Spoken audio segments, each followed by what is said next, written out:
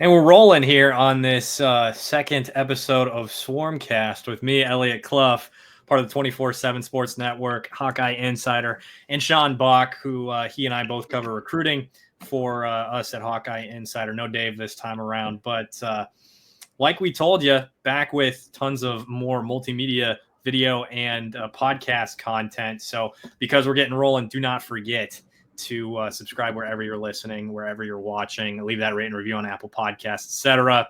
So yes, Elliot and Sean from Hawkeye Insider talking a little recruiting on this episode of Swarmcast. Huge commitment, two big commitments from the weekend. One a little bit bigger than the other in Trey Thompson for men's basketball, 2026 four-star power forward, reclassifying to 2025. Sean was all over this from the jump, ahead of everybody else with this content. Just another reason for you to join us at Hawkeye Insider.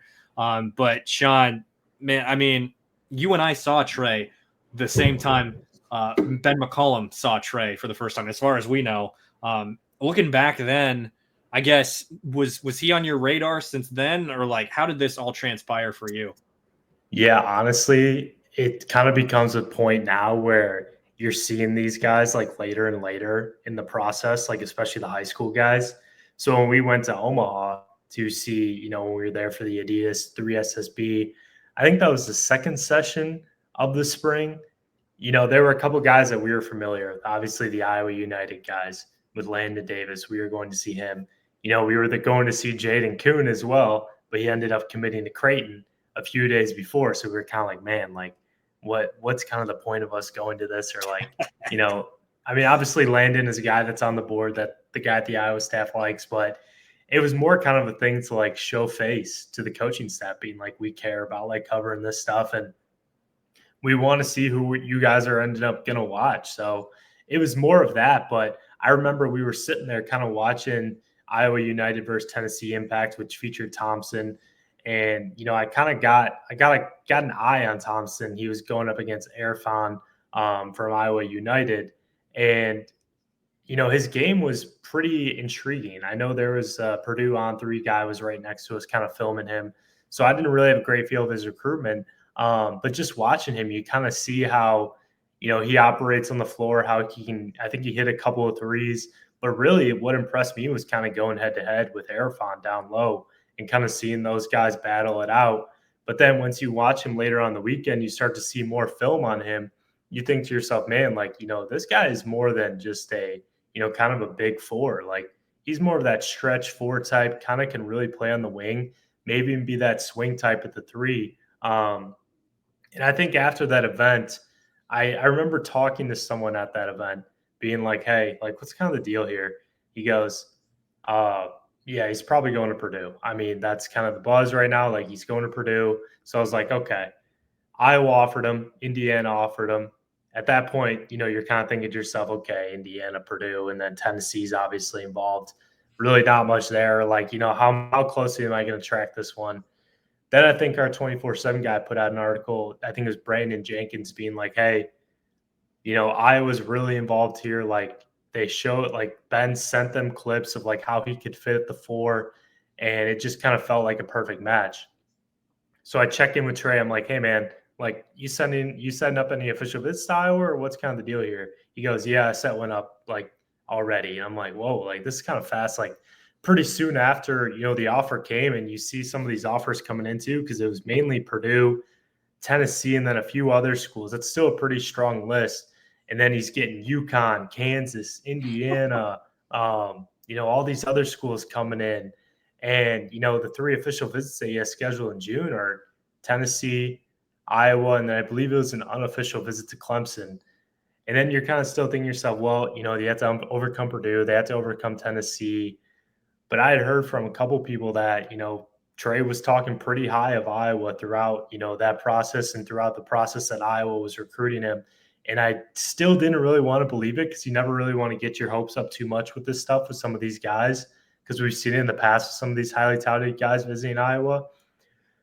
But man, like that official visit, that the when I talked to him, I don't think I've ever heard anyone talked so glowingly after an official visit. Like you obviously have the post official visit high, But I talked to a couple people that said, like, man, this might have been one of the best official visits ever. Like, it just seems like a perfect match from a, standpoint of like fit, like with the coaching staff, and like the player was the personality and just the family. So after that, you kind of think to yourself, okay, things are going positively, but we have to see because he still wants to visit Indiana, UConn, Kansas, maybe even Alabama. Like that's a pretty impressive list of schools. And I don't want to go into too of all the details, but just the way how quickly this thing kind of went was just really, really interesting because, there wasn't much talk of the reclass. Obviously, Iowa, probably was the one that was like, hey, like we maybe want to see you reclass, or like we'd love to have you in the 2025 class too. And I think at first Trey was kind of like, but then once some conversations happened, like things really started to blossom too. And Iowa, this felt like he was the number one guy in the 2026 class. Like Colin Rice from Milwaukee Northwest is up there. But I really think Thompson has become the number one guy over the last month or two in terms of just like, hey, this is the perfect fit no matter what level. Obviously he's too good for Drake, but just the system wise, like this is just the perfect fit for what Ben wants to do at that 4 spot. And I think that, the relationship with the coaching staff and, the potential to just get on campus early and compete, like that just felt like, the perfect match going forward. And, Purdue obviously was pretty upset by the news. And, anytime you can have Purdue pretty upset about a guy at that position, obviously it's not a 7'3", 7'4", 5 man, but this is kind of the second best position I would say to, that Purdue kind of does a pretty good job with. That's a pretty good win. And obviously we'll dive into it sooner. I don't want to feel like I'm kind of just rambling right now, but it was a very impressive job by this coaching staff, especially with your first high school recruiting win. It's always good to get that first one because they've had a couple really good lands in the portal. Obviously, bringing over all those Drake guys, Brendan Housen from Kansas State, that was a really big win with some of the programs that were pushing for him. Alvaro from Robert Morris, like Providence was heavily involved. Villanova was in there. Kentucky was in there at one point. Like those are some really good wins, obviously with the portal. But to get a guy from the high school ranks with that kind of offer list, Tennessee, Purdue, Indiana, UConn, Kansas, yes, you probably got a little fortunate that he was able to reclassify. Some of those rosters might be, a little tougher for him to make an impact. But, the fact, like from a fit standpoint and personality standpoint, like I think it's a really good match for Iowa to, not just be like, okay, this is gonna be a 1-year guy, like whatever. Like I think it's gonna be a nice like 2 or 3, 4 maybe like year marriage here with this staff and Trey Thompson, because I think it's a really good fit from both ends. There are 3 things when it comes to this recruitment that have stood out to me. And first, it's when you and I were in Omaha for the 3SSB event, watching him match up with Arafon and Ben being courtside. Like Ben could offer. Like I wouldn't surprise me if he did. Wouldn't necessarily surprise me if he didn't. Just feeling like he was too far. Trey was too far in with Purdue or Indy or whoever, and having that offer list, like it's just hard to get those guys to end up at a place like Iowa. At least that's what we've seen traditionally. And in my head, I was impressed with what he was doing against Arafon. I was impressed with the way he played, but I was so inclined to think he's not coming to Iowa. I didn't even really have it as an option in my head, as like this is something that could happen. So I think that's one thing that is really telling about this whole thing. And then what I tweeted out is that one of the things that I tweeted out is that Ben made this happen in 6 weeks. Took a kid that he wanted, that was a member of the class of 2026, built such a good relationship. He and the staff built such a good relationship on his official visit that not only did he want to be a Hawkeye, but he was willing to reclassify and miss his final year of high school. And like, that's not easy to do. And like you said, he was hesitant about it. And to actively make that decision, get his parents on board for that decision is pretty damn impressive. And you throw the third thing on that is that, you mentioned Purdue being so involved in his recruitment and the fans losing their mind. I'm sure you've seen some of the screenshots on the boards. It's like he didn't have to reclassify.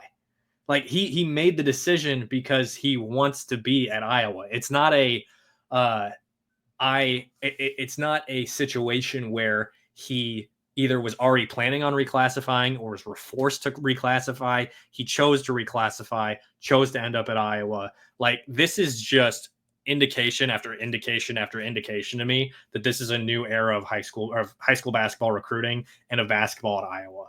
Like, this is completely different than anything we've seen before at the high school level. Any kids with those type of offers previously, they might get an offer from Iowa, and they might even visit, but that'd be it.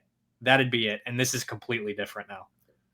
Yeah. And I mean, I think too, in this particular case, like, we don't want to dive too much into the details from like what we heard with NIL and everything, because obviously that plays a role, like that's a factor. But Yep. I think too, from like a personality standpoint, like I've talked on the phone with Trey a few times and obviously exchanged texts with him, and just like talking to, sources around Iowa too, like it just felt like this fit from a personality standpoint just felt better with this Iowa staff than it maybe did with the Purdue staff. Like Purdue, yes, Purdue did a great job. They were in it from the start. They hosted him on an official visit in November, offered him. Everyone was like, okay, he's going to Purdue. He's going to Purdue. But I think the way that Iowa was able to come in and, that staff with just their personality and like how just kind of energetic and like just, there are guys who have played. I mean, obviously the Purdue staff has played basketball too, like the guys on their staff, but they're a younger staff who has, just a lot of energy and is able to connect in a way with some of these guys that, maybe some previous staffs at Iowa weren't able to do. Like, I think just the way that the personalities for this one, I think just meshed in a really good way. And just like Ben being able to sell the vision, like, obviously they don't have the success at the high major level, but, it just feels like the way that Ben and, the other assistants on the staff are just able to sell to some of these guys. Like, hey, like, we did at the D2 level, like we did it at, Drake for a year. We believe that we can do it. Once we get more talent and just more pieces, like, the sky's the limit. Like, the system has been able to work, especially at that 4 spot. But, now that they can just have the uptick in talent that they can get at that spot, like it really feels like the opportunities are just like endless with that. Like, obviously this is going to be a big year for them in terms of selling it at the high major level and doing it at the Big Ten rather than the Missouri Valley. But the small sample size that they do have from playing against some of those high major teams last year at Drake is a really positive indicator of what, this could potentially be at the Big Ten level. And, not just having a Bennett Sturts, Daniel Abreu, Mitch Muscari, like, 3 or 4 like proven scorers. If you can get like 6 or 7 guys that can be playmakers, 6, 7, 8 guys, playmakers, creators, guys that you trust with the basketball in their hands, being able to make plays, and guys that can be able to score, like that just makes everyone else so much better and is such a more attractive sell. And, I think that was one of the things that they really did with Trey well. And obviously, I think they shot. I mean, obviously, Alvaro hasn't played for Iowa yet, but I think they showed him a lot what he could do in that system and, how they could kind of fit him in and, how he can be skilled in a way that Alvaro will be for Iowa and just really thrive in that 4 spot. Because, like I said, he is tailor-made for the 4 spot I almost said Fred McCaffrey, in Ben McCollum's system. He is a perfect fit. Just the way he's able to do stuff as a movement shooter. You're able to play through him a little bit. He can play in the high post. He can defend the 4 and 5. I think he's probably more comfortable defending the 4. Obviously, he showed what he could do against Erfan. But just the way that he's able to create off the dribble, he's a really smart, high IQ player, can make plays off the bounce, can play make, can create, like can just do a bunch of things. And he's really versatile. He can play the 3 or the 4. He can compete down low. He's probably more comfortable at guarding 4s right now than he would be like, maybe 2s or 3s, but I think he could guard 3s. But just the way that he's able to move on and off the ball and, kind of be that movement guy, as a swingman in a bit and, being able to play through him in the high post too. And, just kind of be able to use him in different actions as well, I think is really, really intriguing. And I mean, his shooting ability too, like, yes, he played in Greenville. I don't know in Tennessee. I don't know what the level of competition really is down there.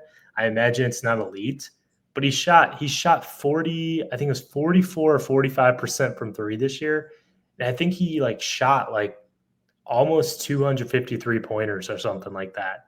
Like his numbers are insane. Like he shot like around 600 3-pointers over the course of his entire career in high school.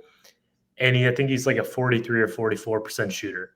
Like that's pretty crazy. And he did a pretty good job shooting the ball in the 3SSB circuit too. I think he was around 40% this past year. 39%. Yeah. 39%. And, if he can do that, if that can translate and your four-man is shooting that well and, he's that skilled, like there's just a lot that you can do with that. And just like I said, his long-term upside is really intriguing. I think the floor is really high too. And, another thing, not to go on and on too much, but there's a reason why Iowa brought him in. Yes, they wanted to get him, but I think they see him playing a role this year in some way. Yeah, I mean, there's a couple things you said in there that I wanted to hit on. You mentioned the recruiting win. It's one thing to recruit the transfer portal when you've got wide open spots, but it's a whole nother thing when you've got 12 other guys on your roster to get. It's effectively well, I wouldn't say that. It is a win out of the high school ranks, and he is a plug and play guy. Like he is going to see the floor this year. Not necessarily start. Like that's still up in the air. We got to see how that materializes. But you've got him, you've got Cooper Koch, you got Brendan Housen, you got Bennett Sturts, you got Alvaro Folgueras. All five of those guys are on the floor at the same time. Talk about spacing. Like I think one concern that sticks with me right now, probably you as well, is that 5 spot and then guard depth. But what has McCollum said? He likes to play positionless basketball. If you want to play positionless basketball, what type of players do you get? Trey Thompson, Cooper Koch. You know what I mean? And Alvaro and Bennett. And like these guys they can play a bunch of different roles and play them well. And I think the mixture of these guys is going to be really successful. How do you think he impacts the game in year one for Iowa? Yeah, I mean, I want to go back to what you said too about like kind of mixing and mashing guys. That's one thing that Ben McCollum is really good at. Like he has this way of kind of playing these hybrid lineups where there are guys that you may not think fit super well together, but they find a way to fit well together. And he finds a way to put them on the floor where they can succeed. And that's what I was told is that, there are a couple of lineups that, you may not really like, but, it may not make sense on paper, but, Ben's kind of got that savvy mind and the rest of the staff has that savvy mind to, kind of come up with those lineups. And real quick, before we go into the roles too, Luke Barnwell gets a lot of credit for this recruitment. He did a fantastic job with Trey Thompson, new Iowa assistant Luke Barnwell. He has been in on a number of Iowa's, kind of high profile targets, Thompson being one of them. Catrell Harmon, top 60 guard or top 60 prospect in the 2026 class, who we'll talk about here in a little bit. He's in on him. Chase Branham in the 2027 class, a 4-star top 40 guard that they love and that he really likes Iowa. He's in on some dudes, and and he played a big role in getting Brendan Housen as well. So Barnwell has kind of been an ace so far for Iowa, but like I said, it was kind of a whole staff effort too, especially on that official visit. Back to the role, yeah, it's gonna be interesting because obviously you have Alvaro at the 5, but I think if you have this is what I kind of thought, like right thinking about it yesterday in the last couple of days. You have Alvaro at the 4. You probably start Cam Manyahu at the 5. Having Trey could potentially allow you to have Alvaro play at the 5 in some lineups.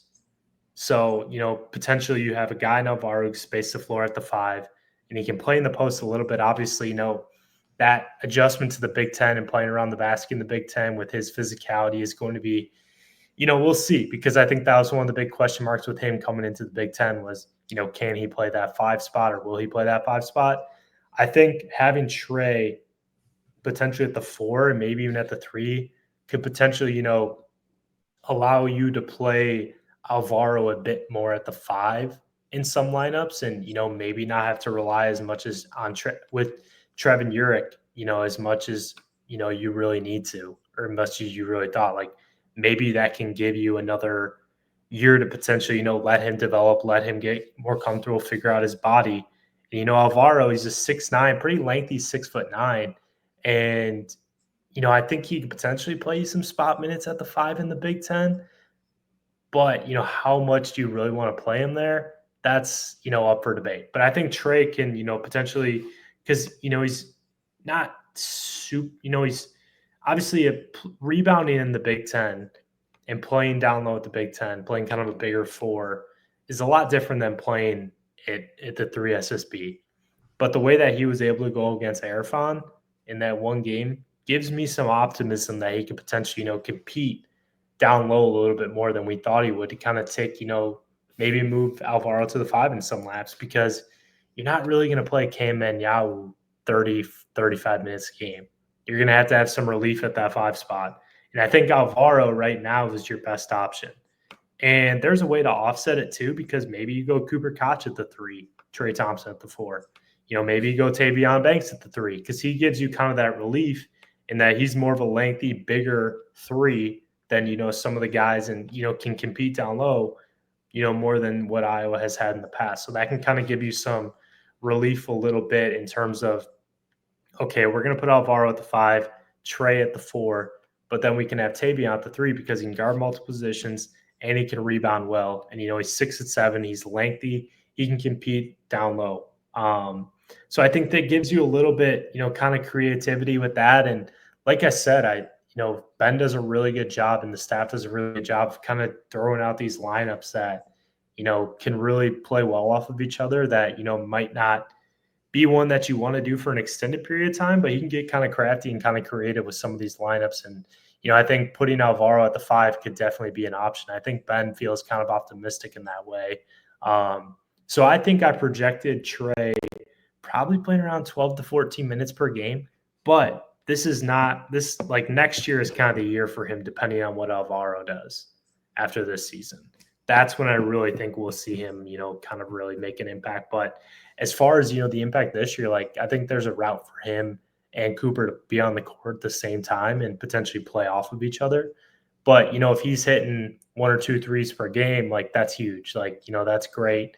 And, getting a couple of rebounds and being able to compete, because, he's just such a good fit at that 4 spot. But then again, it's hard unless you're the elite elites to reclassify up a year and play it, as a high school senior in the Big Ten. We've seen it, one of the most recent examples, obviously there's Cooper Flagg at Duke and, the elite elites, Christian Lander at Indiana a couple years ago. Yes, I don't think he was physically ready for the Big Ten, but that's one example where you're kind of this guy was a super highly sought after recruit, 5-star guy, but man, that adjustment level to the Big Ten was just too much. And, I think Trey's going to be fine. I think he'll adjust fine, but it's going to take some time. It's going to be steady progress. It's not going to be, okay, this guy's going to score, 10, 12 points per game, but maybe that happens in the second year. But as far as, him this year, I could probably see 10 to 12 minutes per game. But, it also depends on what, Ben wants to do with his rotation, because he's never really played a big rotation in the past. So if you're looking at him playing, how does Tate Sage factor into the equation? Because they kind of see him maybe playing an 8th or 9th role. How does Cooper factor the equation? Because that's a guy that they really like. How does Trevin factor into the mix? It's very, it's good to have these options for sure. But it's just kind of, fascinating to see how it's all going to come together. But, if they wanted Trey and, they got him, and so they see a role for him in some aspect, or they're not really worried about, how they can kind of mix and mash guys together. I think this addition is also really telling of the type of player that Ben likes. Not only that Trey is a perfect fit, but you go down the roster now, Cam Manyahu, 6'8", Tavion Banks, 6'7", Cooper Koch, 6'8", Tate Sage, 6'7", Alvaro Folgueras, 6'9". And then you get Trey Thompson at 6'8". So that's 6 or 7 of the roster spots right there. So going to be a lot of guys about that size. And I mean, Ben has had so much success with that. Why go away from it? I think the comp for Trey at the moment would probably, I would say probably a Cooper Koch, but I would say Cooper's probably, you would agree with that? Yeah, that's who the staff compared him to when I talked to Trey. He said, yeah, I'm a bit like Cooper, but I think I'm a little more athletic. And I think he is more athletic. he's probably a tier or two above, Cooper in terms of athleticism. Obviously, Cooper's taken that next step in the last year, but I think in terms of fluid movements, Trey's able to do more. He's not great laterally on the defensive end, but I think you're able to use him in different ways as a shooter, and he's able to, kind of maneuver around screens and, kind of just move his body in different ways, moves his hips in different ways. And he's just a little more flexible than Cooper is in terms of that. And, I think you brought up a good point with the 6'8". It's not the 6'8", 6'7" kind of guy that Fran brought in. I think that's something that, people might have some PTSD about. And, those guys served their role. Like, they were versatile. But I just think, the level of athlete, I just think the level of skill with some of these guys is a lot higher than some of those other guys. Like, some of these guys, the 6'7", 6'8", they couldn't really do much off the dribble or off the bounce. You have Cam Manyahu, who was able to create multiple times last year off the bounce and is super nimble with his feet. You have Tavion Banks, who's able to do that. All these guys, maybe not Cam Manyahu like every time down the field or every time down the court. You have guys who can make plays off the dribble. And I think that's really important in, kind of this offense that they run with, kind of the read and react to the ball. That's so important. And guys that can make plays off cuts too. Like, obviously I think we'll deep dive into it at some point, but just kind of feels like there's just a natural fit with a lot of these guys and, being able to do different things with the ball in their hands and, being able to kind of read and react and just high IQ players that, I think make this, marriage pretty perfect between Iowa and Trey. Last thing that I'll say on this is that, I mean, going into this season and going into everything with this new staff, everybody was like, man, got to keep Cooper Koch. Man, got to keep Cooper Koch. Well, now you got a second one. Second one that's more athletic, probably stronger than Cooper was coming out of high school, a little bit thicker of a body. I mean, that's just a huge win to get him on campus, not only next year, but this year. Yeah.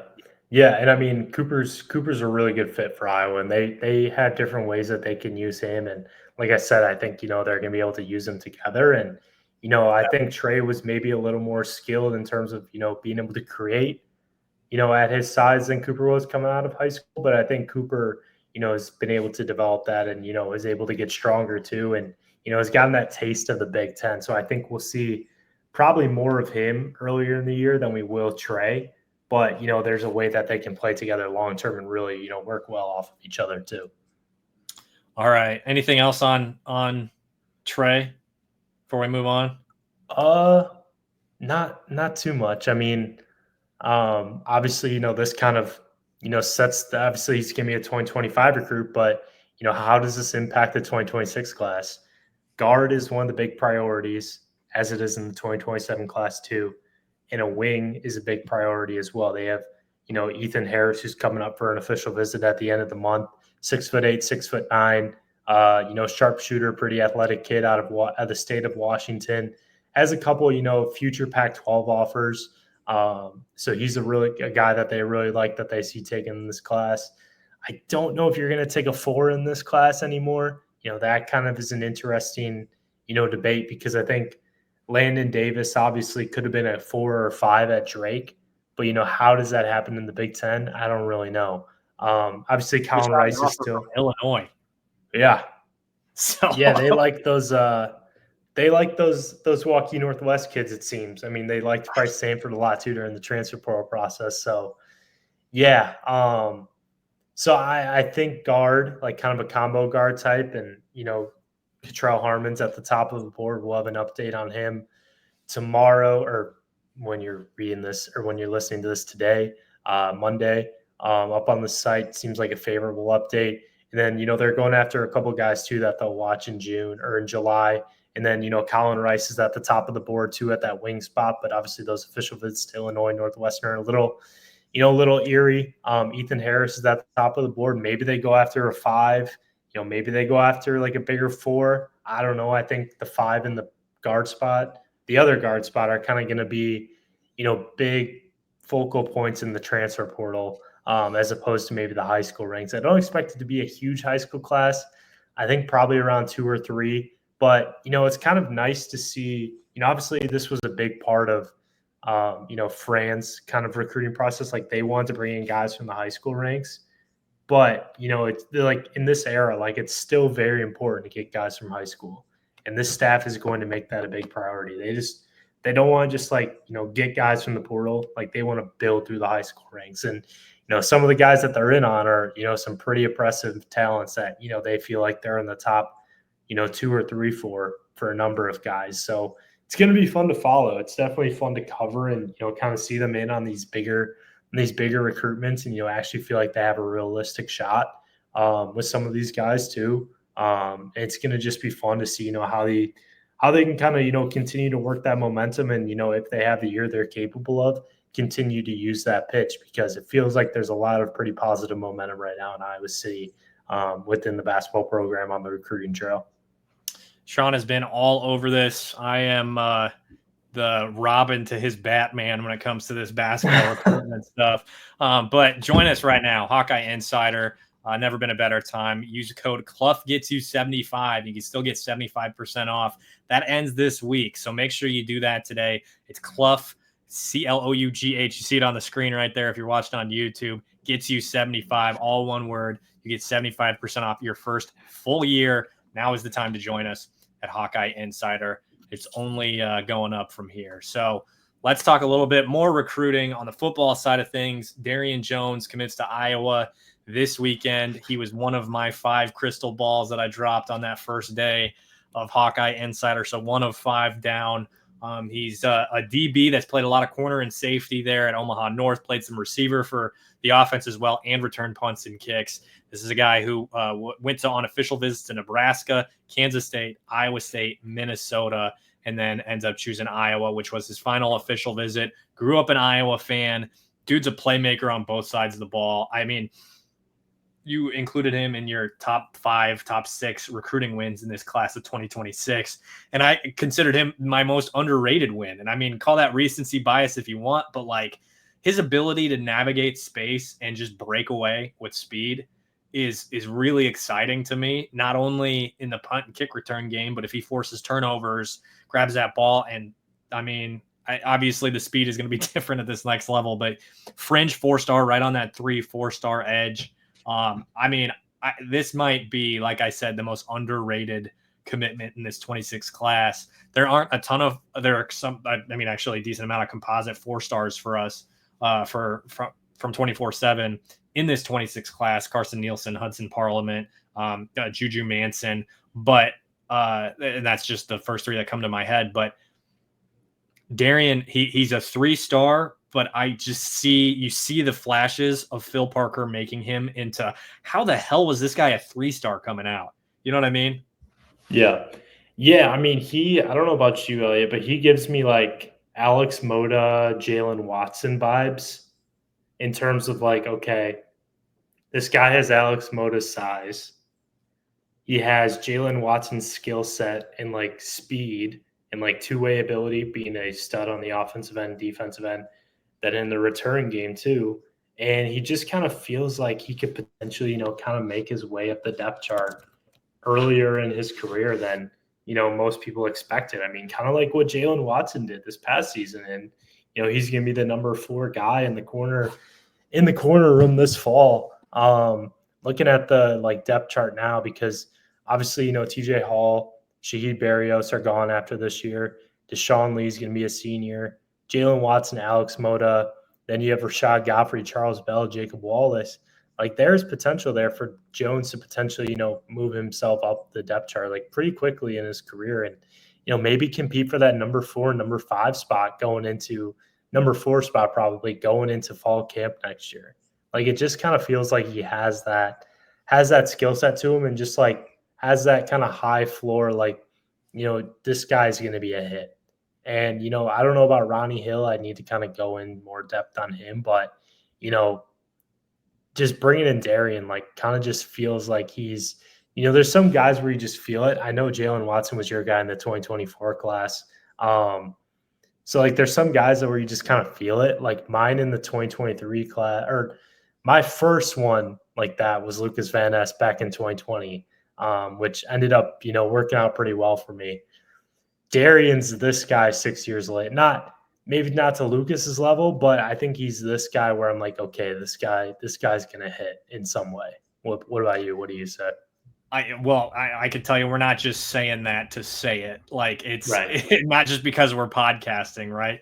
I felt this way the first time I watched this film after I talked to him when he got the offer initially, and immediately put in the prediction that he was going to end up at Iowa, and that was a really easy one to fill in with the 5 crystal balls. But I felt that way after watching him, and when he first started to pop up on my radar, oh, he's visiting, oh, he's going to be on campus, whatever. Oh, he's Dallas Jones's brother. Right. Exactly. Shout out Dallas.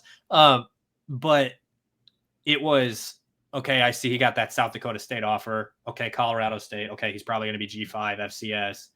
And then when I talked to him and I saw the other offers start to pile up, Iowa State, I think, was his first FBS offer, Power 4 offer. And then I watched his film. And it was, oh, why didn't Iowa offer this guy sooner? You know what I mean?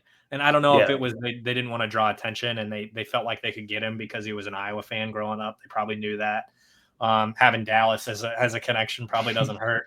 But this felt like an Iowa lean from the get-go. This felt like he's different. Like I think this DB class, obviously you mentioned Ronnie Hill. I don't know anything about Ronnie Hill either. He was very late in on Iowa because they had him at camp. But I think this DB class has a chance to be special. Do you think they're going to add a 4th? Yeah, because I mean they're still going after. Obviously, that's another crystal ball that you put in. Nick McClellan, the Kansas State. Right, that's right. It's post-holiday weekend. Right. So what I was going to say was I think this DB class has a chance to be special in that Marcello VT is, I think, cash. Like he just has that type of athleticism, that type of ability to hit. Like you play a strong safety or cash generally with those type of guys. And Darion Jones could probably play all 3. I think he's going to play corner. I think you and I have had that conversation. Yeah. But I think between those 2 and whoever they add as the 4th, again, I don't know anything about Ronnie Hill. Sorry if you're listening, Ronnie. We're working on it.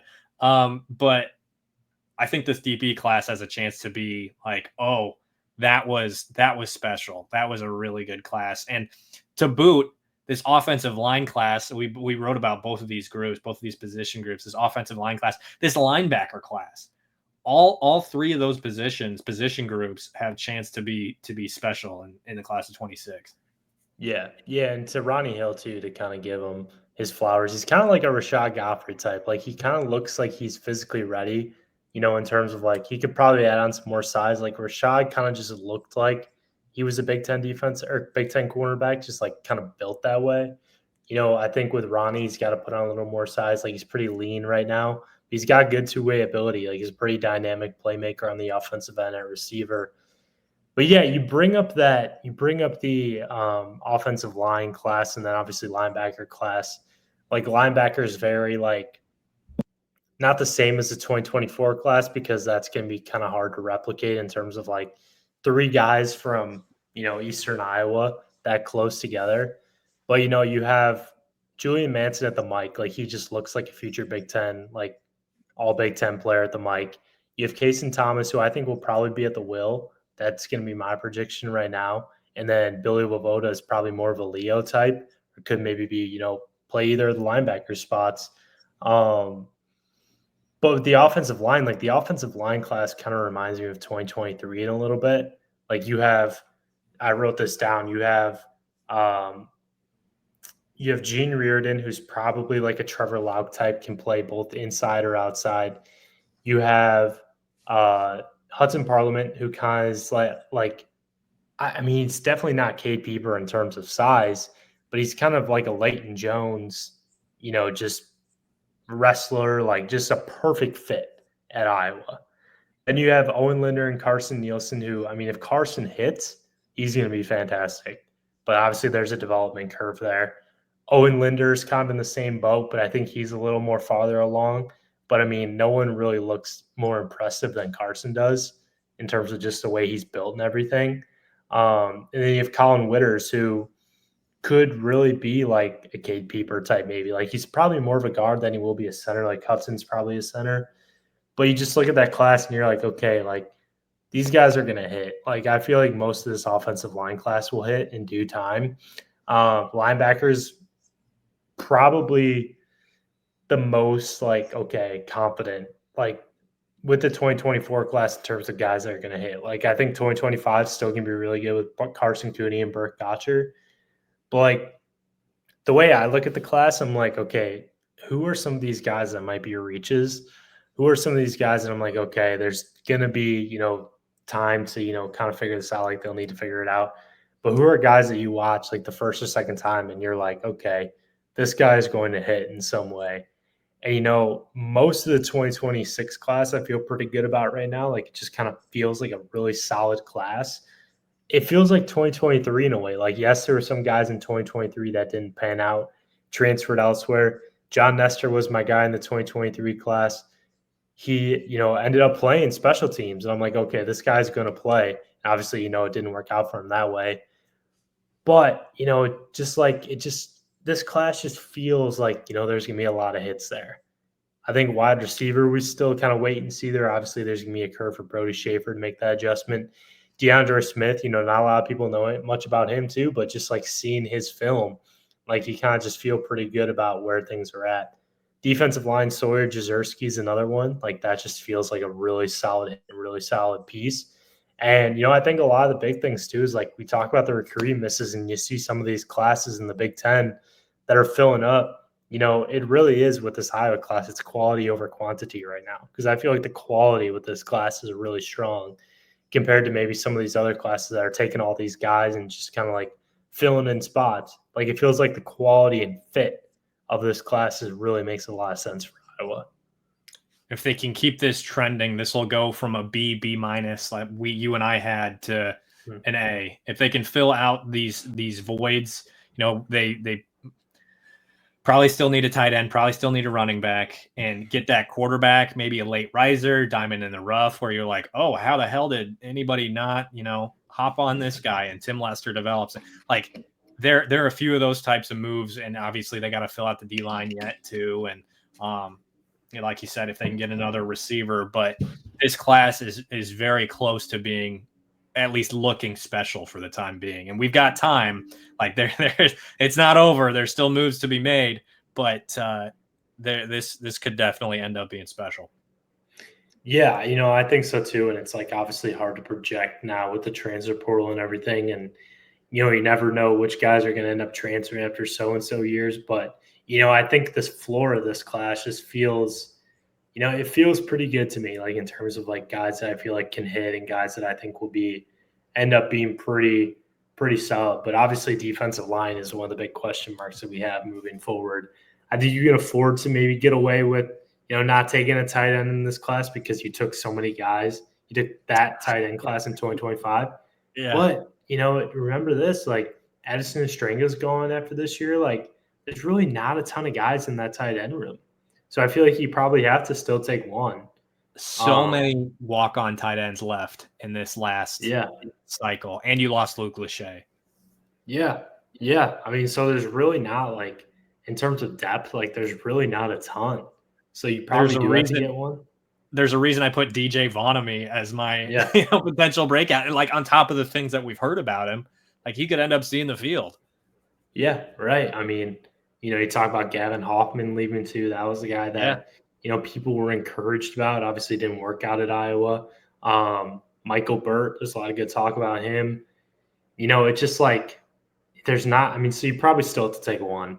Running back, I mean, who knows? Like, obviously you wrote that they feel good about all five of the guys, that all five of the – they could potentially have five guys have carries this year. So, how you kind of go about that. How do you manage that? Plus, you have Brevin Dahl.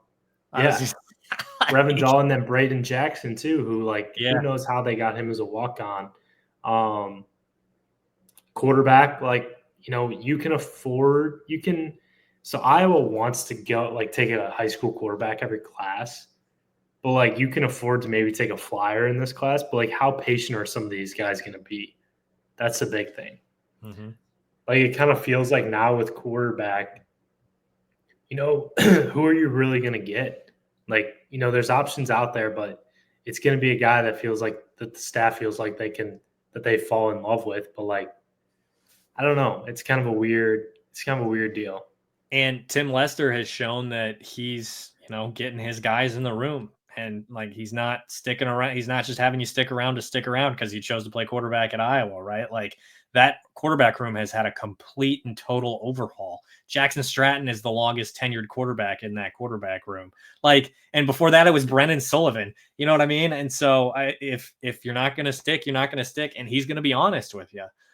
So yeah, we'll see how that all shakes out. Of course, our VIPs know who I was looking at or could be a potential target down the road in 26. So if you're not a VIP yet, man, now is the time to join us. Clough gets you 75% off the full first year with us at Hawkeye Insider. We're just getting started.